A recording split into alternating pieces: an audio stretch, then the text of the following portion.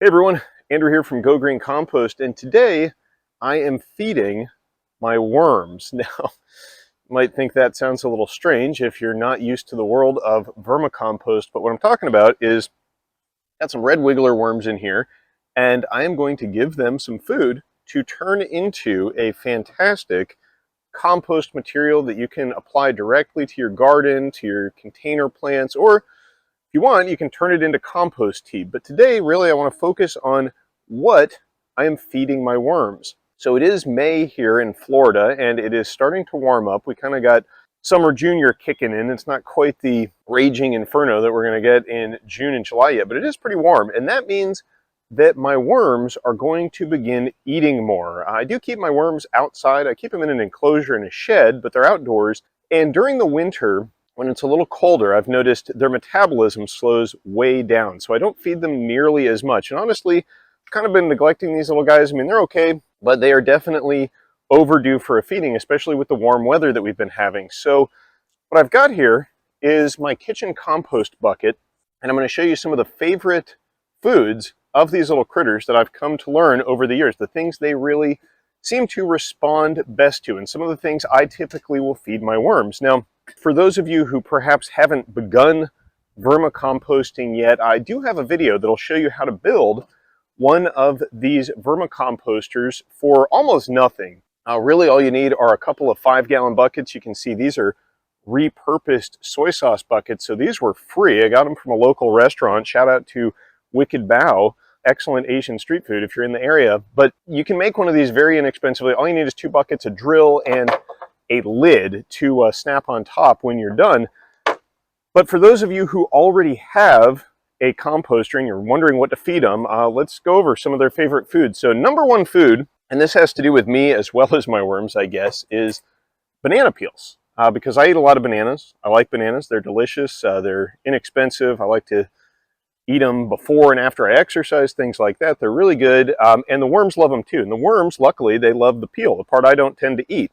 So if you've got some fresh banana peels, you can just throw that in your bucket. Now I'm going to take this paper out of the bucket. I typically do have kind of a layer of packing paper like this that I'll keep on top. One, because it helps to control moisture levels in your worm bucket. A lot of the foods that we'll be adding are kind of moist. So adding in some dry material like that, whether it be shredded dry organic material, paper, cardboard, what have you. I do like to add that on top of the bucket after I feed them.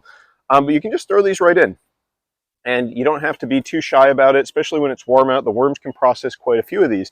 Now, one thing you do have to watch out for is foods like this that are a little bit more humid. They have a little bit more moisture content. You don't want your bucket getting overly wet. The worms don't like that. I mean, they like it moist, but not too wet. So it's always a struggle to maintain that balance. So it's just something to be aware of as you're feeding your worms. And these banana peels do tend to be a little bit more on the humid side. Other really humid foods that you got to watch out for, like watermelon rinds, they really like those, but those are very, very wet and moist. I don't have any of those here today, but that's just something to keep an eye out for, is the moisture levels in your bucket. And right now, these are not too dry, they're not too wet, so I feel pretty comfortable adding some moisture food. Now, I also don't really have enough scraps in my compost bucket today that I keep in my kitchen. I've also got some paper towels in there. These are things that, you don't want to throw these in if they've been using cleaning chemicals with them or something like that. But I think I wiped up some spilled coffee this morning with this, so that was just going to be perfectly fine for the worms. And I've got some cilantro greens. Now, this is actually something I have not fed to the worms yet.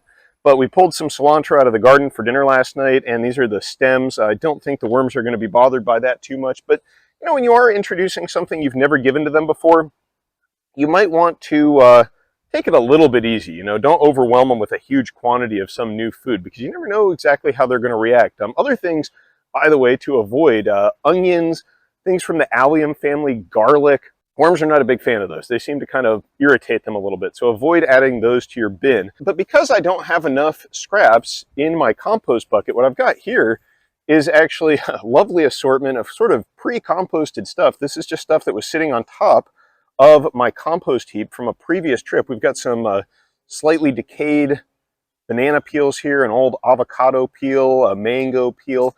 Now, this is actually kind of nice because this stuff, for one thing, it's already along its journey of being composted. And the worms, you know, they don't eat fresh stuff. They actually wait until fungus and bacteria and smaller microorganisms begin to break this stuff down, and then they kind of eat the sludge, the slime that is resulting from that. So if it's already a little pre-composted, that's not a problem. And these things actually are a little bit drier, so that's kind of nice in terms of managing the moisture content of the bin. And I will say they really seem to like avocado peels. It seems like whenever you add avocado peels to the bin, you're going to get a lot of baby worms. I think they like to use those to nest and lay their eggs in. But I got 2 bins here, so I'm going to kind of distribute this stuff. And also, I've got some potato peels here. Now, potato peels are another one of those foods that the worms really, really seem to enjoy. And you can kind of gauge how much your worms like a food by the effect that the foods have on the worm population. If you put something like watermelon rind, for example, or probably these potato skins, avocado peels, banana peels, you put those in there, especially when it's warm like this, the worm activity is sort of accelerated. Very likely if I come back in a week or two, I'm going to notice that there's more worms in the bin. And that's sort of the gauge that I use to determine whether the worms like a food or not. Because the more worms you have, the more food scraps they're going to be able to process, the more compost you're going to get. So let's go ahead and just add all this stuff into the bins here.